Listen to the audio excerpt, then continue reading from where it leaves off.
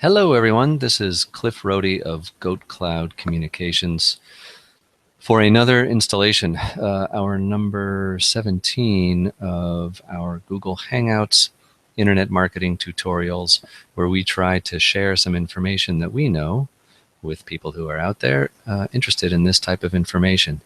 And I hope that everybody is getting ready and primed for a good vacation and holiday season. Today is December 5, 2014, and so Thanksgiving is already but a memory. Hopefully you had a lot of good turkey, and Christmas, Hanukkah, and other holidays are coming up. The new year, my birthday, in fact. And so GoatCloud Communications is an online communications and marketing firm. I am the owner of it. And we've been doing business for a number of years now, and we help a lot of small businesses and not-for-profits to thrive online. We like to say that we really help out where there is a connection or an intersection of communications and technology.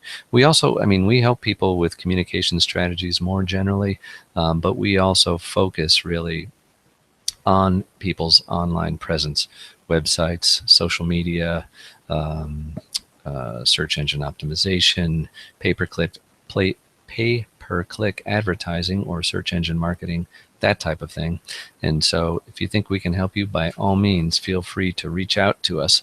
For those of you who happen to be watching now, make sure to let the world know on Facebook, on Twitter, etc. You can ping us, give us a hashtag goatcloud.com or hashtag goatcloud. We'd be happy to hear about it. One of the things, and by the way, this conversation today, as it is live, provides an opportunity to ask questions in the Q&A panel on the Google Hangout. And so feel free to do that. We will respond to those questions as they come in. We also like to mention that we are big believers in corporate responsibility. We just recently sent in our check to Heifer International. The way that we give back is we give to organizations that in turn provide goats to communities in need across the world. And so that's a little way that we can feel good about contributing something back. We receive so many good things from our clients and customers and couldn't be more delighted about that. And we certainly encourage people to give something back themselves, because it is a feel-good proposition and it helps people out as well. Last time we had a hangout was way back in September. Actually, we tend to do it a little bit more frequently than that, but we've been very busy over the last few months, which has been a good thing, but which has kept us away from the Hangouts. And so we're looking forward to a new season, new year, and getting back online with Hangouts. I will say, by the way, that these types of webinars are really terrific vehicles for people. For businesses and for nonprofits to get the word out. It really takes very little infrastructure, a camera, some sound, as you can see, some decent lighting, which really doesn't require that much. A backdrop that is not too out of control and not too distracting from the viewers. And so think about Google Hangouts as part of your marketing efforts for 2015. If you have any questions about it, obviously we're happy to help. I think our name should be appearing on the screen. If not, again, this is Cliff Rohde at GoatCloud.com. There's certainly plenty of ways you can find us via this Google Hangout and our website and web presence, etc. So we talked about Google Analytics last time. Today we're going to talk a little bit about email marketing. And so just as a way to talk about or a way to think about this is that there are really kind of different types of email that you can be sending out to people. And we're going to be focusing on two different kinds today. And the reason why the issue even came up, email is still a huge way to market. There's no reason that email should not be part of your marketing campaign. And in fact, it should be part of your marketing campaign. But you have to do it, I think, a little bit more strategically than sometimes people do, and you need to do it in a way that is not going to turn people off, but in fact is going to turn people on. And there's certainly, there are ways that you can go out to email market people, hitting them cold or hitting customers. And that's where we're going to kind of talk about the two different types. Because again, what kind of prompted this was I recently received an email marketing pitch from a complete stranger. And it just prompted me to think that, what, I bet people would be interested in maybe hearing about ways to do this and not to do this. And so what I'm going to do is share a screen. So if you're watching live, it's going to be a little bit harder for me to handle the questions and answers. I will come back to them. But if you're not watching live, you should be able to see the screen. Even if for some reason the screen doesn't work, and I'm really hoping that it does, I'm still going to be talking through what you would see on the screen, and so I think it should be of value anyway. So I hope so. So here goes. I'm going to share the screen, and you're not going to be seeing my pretty face anymore for a little bit. So let's see if I can get this screen to share. So here we go. We are sharing a screen, and what I want to do is take this to the screen that is a PowerPoint, so you can see. So this is an email pitch that I got a few days ago. I don't know, and but it is so typical of email pitches that I get, and I'm sure that you get too. If not every other day, or twice a day, or 3 times a day, at least every other day. A lot of times they come from countries outside the United States. I don't have any particular problem with that necessarily. There are plenty of fine people doing great work outside the United States.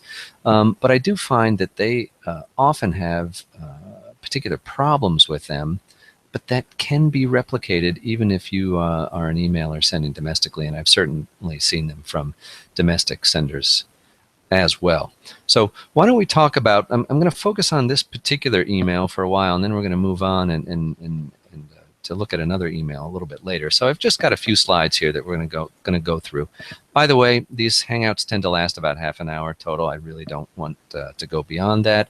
And this one, who knows, it may even be a little bit shorter. Depends how quickly we get through the information. So first up, here's an issue right off the bat, which is, this was the box that's highlighted there was the subject line in my email. First page of Google, right? How many emails do you get that where people are guaranteeing that you're going to get on the first page of Google?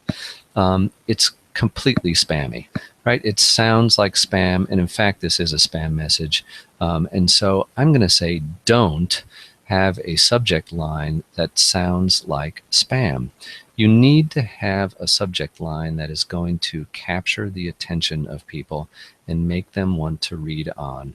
You probably have about 8 words maximum to capture that person's attention. And, if you think about it, 8 words is not a lot, but it is all about distilling the information that you are trying to convey to people in as short a space as possible.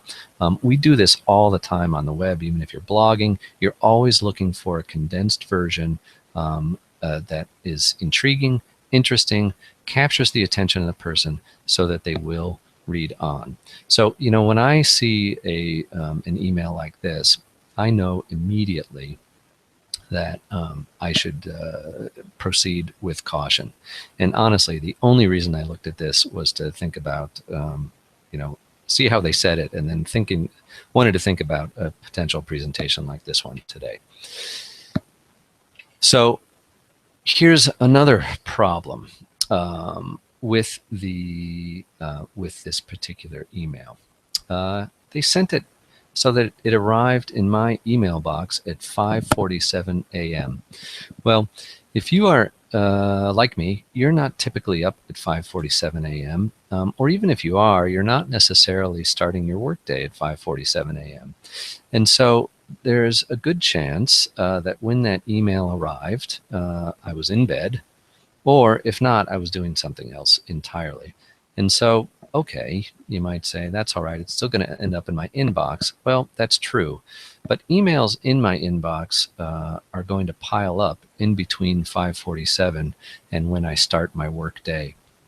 And so, wouldn't you rather have an email that arrives at the time that I'm kind of checking in with my email for the first time of the day? Or even better is if you know the time that your potential clients or customers are likely to be on email, why don't you send the email then so that it arrives at the time that you think you're going to be there? And I will say, plenty of email providers, like email newsletter providers, Constant Contact, MailChimp, Mad Mimi, etc., will provide information to you. And certainly, if you Google this information, you can find out information about when is the best time to send an email, and also which days of the week are the best days to send an email.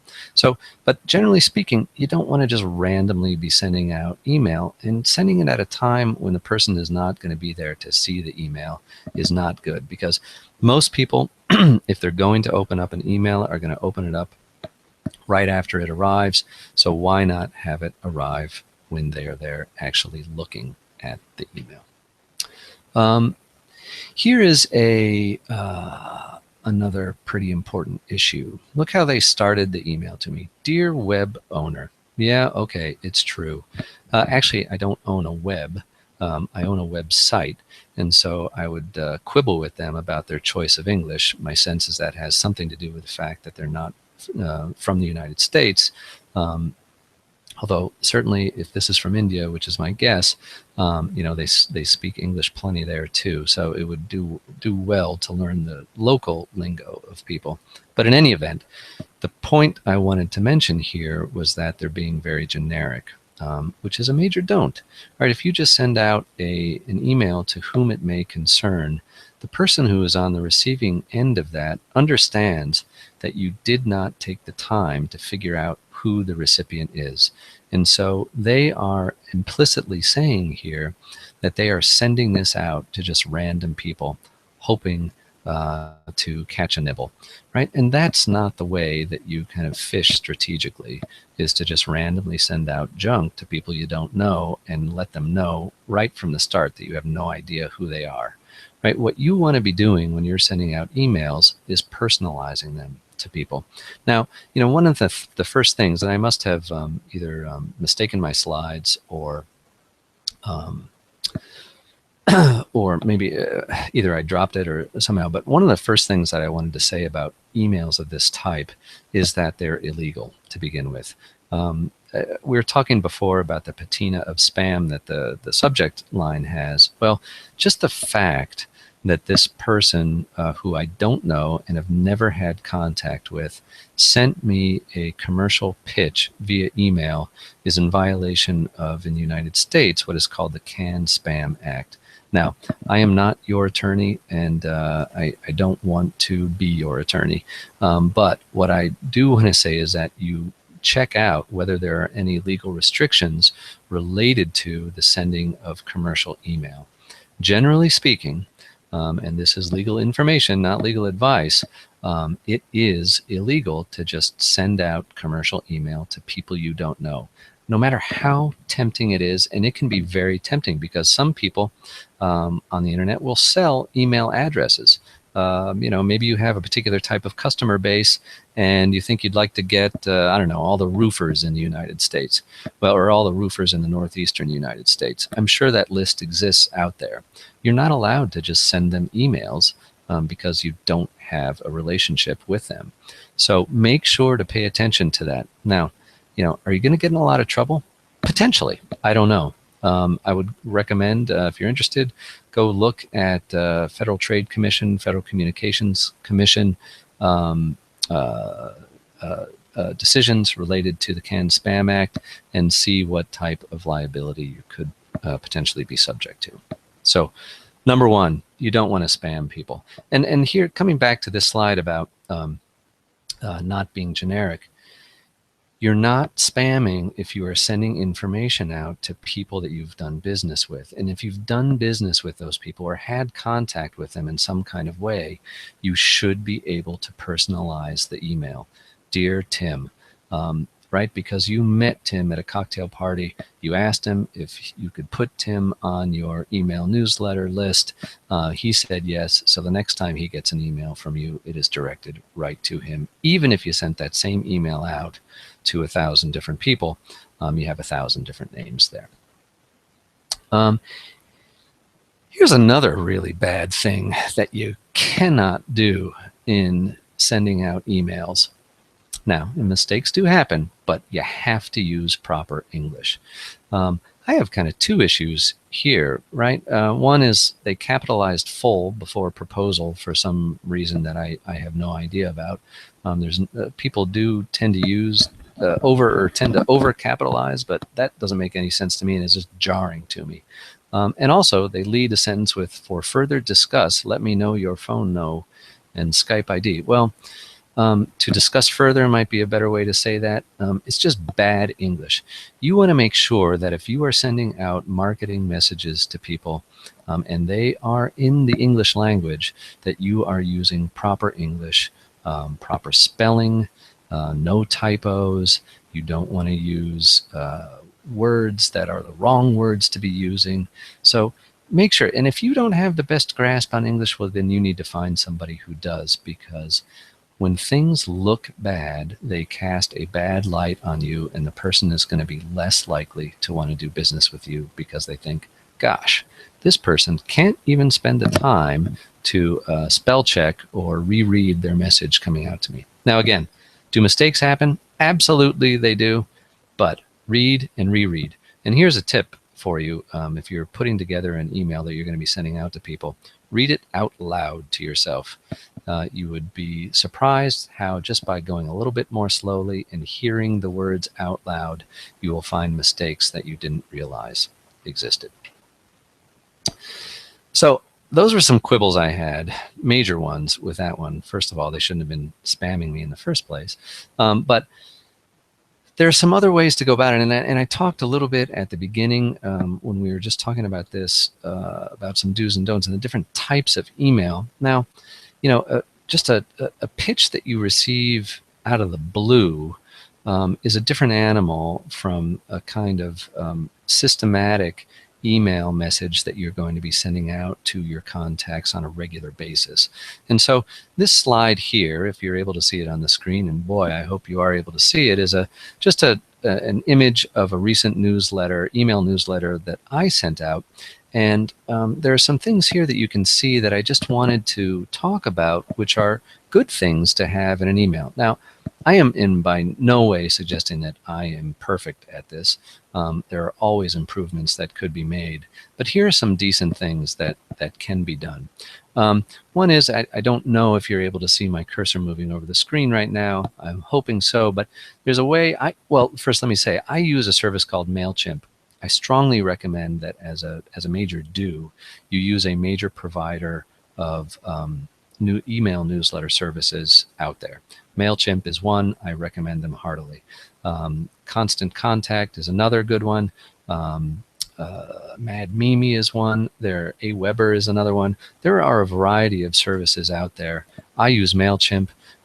It is free up until a certain point, and so I find it hard to argue with free, but they also do a terrific job. And you can really, they provide trainings, on their website as well. It's a great service. And they help you identify these do's and take care of these do's and avoid the don'ts. For instance, not spamming people. So here, there's intro text up at the top of the email, which just says a little bit about what this email is going to be about. Also at the top, there's a link to a web version of the email. If you can't see it for some reason, you can check it out on the web. That's a perfectly good way to do that. It's a way to help people get that message across, because not everybody has the same kind of email client. It has my logo for branding purposes. I don't know if you recall that email we were just looking at. There was nothing but just a bunch of plain text. So that doesn't help me to identify the company and keep that company in my mind. I also try to spice up, and I would recommend to you that you spice up regular email messages to your customers and contacts with images. Images break up text.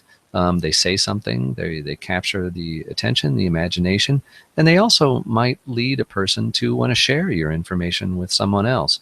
And so, those are all very, very good things to do in an email.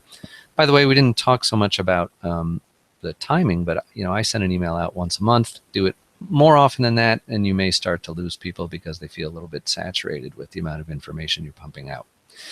In this email, I also include some relevant links. One of them, the first one, a little bit hard to see on the screen, but is a link back to content on my website from the last email. So it reminds people, oh, we sent this out last time. In case you missed it, here it is again. Feel free to check that email out, and you do that with links. I also provide links to other information.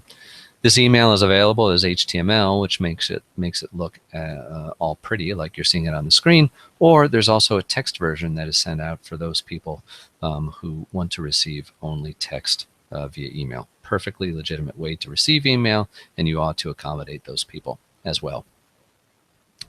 Some other do's are this email, and what I really try to do is provide, and you should be doing this too, is to provide valuable information to people.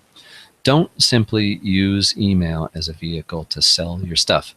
If you do, you're going to turn people off. Now, this is not to say that some pitching is a bad thing, because in fact, you'll see in this image here, I do a little bit of pitching in that I show some of the services that I provide. I'm also offering a holiday special, but that comes at the very bottom of the email, whereas the main substance of the email was actually trying to provide some valuable information to people that they can use, kind of like we would hope the information you're receiving as a consequence of this webinar as well. So you want to make sure that you are providing something of value. And honestly, that goes beyond email. That goes to websites, social media presence, etc. But you need to be sharing information. It is good karma, and it shows people you kind of know what you're talking about. A couple of other items you can see in this picture are sharing potential. So there are links there so that people, if they receive the email, and they think that it is something that might be of interest to their contacts, it facilitates their ability to share it with others on the mainstream social media networks, Facebook, Twitter, GoatCloud, LinkedIn. In my particular email, it offers them an easy way to let them forward it via email just by clicking on a link. And of course, a part of using a service like MailChimp is collecting data about what type of information is working when you're sending out email. And so if anyone clicks on those links, I receive information about that. So I learn what links work, what links don't work, whether sharing is working, whether it's not. And so, generally speaking, with any of your activity online, you want to be generating data and information that you can then review or review it with an expert so that you can see what is working, emphasize the things that are working and enhance them, and abandon those things that are not working. And like sharing, there is the related notion of connecting socially. So I've got buttons there on every email that allow people to connect with me on the mainstream social media networks. And so, that's terrifically important, because then you can also share information with them on a more regular basis via those social media outlets too. And of course, one of the great things too is that if people do join you online and like you on Facebook and follow you on Twitter and stuff like that, well, there are other people who are liking and following those people who find out the types of folks that they are interested in, and they may find you as a consequence. Now, one of the terrifically important item that goes to that CAN Spam Act, and as also just a good business policy, is letting people easily unsubscribe to your newsletter. You know what? There might be a time when people do want to get your newsletter, and then they may decide, I just don't want to get it anymore. I'm doing something different. I'd rather not receive it anymore. Well, you really want to help them to be able to unsubscribe. So at the bottom of every single email that you send, you should be offering them an ability to get off the list. And if you notice, I'm just kind of going back now to the email I was showing you before, they don't offer that opportunity. I can't unsubscribe. And in fact, I tend to doubt with this particular one that if I were to write them a note and say, unsubscribe me, who's to say that they're ever going to do that? Whereas I think if you're using a service like a MailChimp, and people will understand that you're using a service, and I think maybe take it a little bit more seriously as a consequence, because I think people are accustomed to seeing those types of emails come from people, and they see that unsubscribing to a list works. So you want to make sure that you can do that. And so, all right, I'm going to minimize that screen. I'm going to come back and stop the screen share. And I am back on the screen, and certainly happy to answer any questions if anybody has them. We're getting close to our half-hour mark, and so I'm not seeing any come up, which is absolutely fine. If you happen to be watching this in a taped environment, or these videos always end up being taped. They end up on YouTube. You can watch it on my YouTube channel. If a question arises as you are watching this down the road, feel free to shoot me an email at cliff@goatcloud.com, or you can come to our contact page on the website, of course, and find a way to contact us. So we hope you've got maybe one or two nuggets of information there that were useful with respect to your email marketing campaigns. There are plenty of don'ts to avoid. I think there are a lot of them are real common sense, but there are a lot of important do's that you should be thinking about pretty strategically and deploying those on a regular basis in your email marketing. And again, I have to stress that email marketing is a critical way to be top of mind and get in front of people. If you're not doing it, start doing it in 2015. If you are doing it, there are always ways to tweak it and improve. If you enjoyed this at all, let the world know. Tweet about it, send a note on Facebook, etc. Let us know. Drop us a line or leave a review. We are on Google, Google+, Facebook, Twitter, all of those at /GoatCloud. If you do a search for GoatCloud, I will guarantee you will not find too many people besides us. Actually, there's a picture of a goat on a cloud that's not ours, but otherwise you're going to find us. So we'd be most grateful if you let other people know that you found some value in this. We certainly hope you found value in this.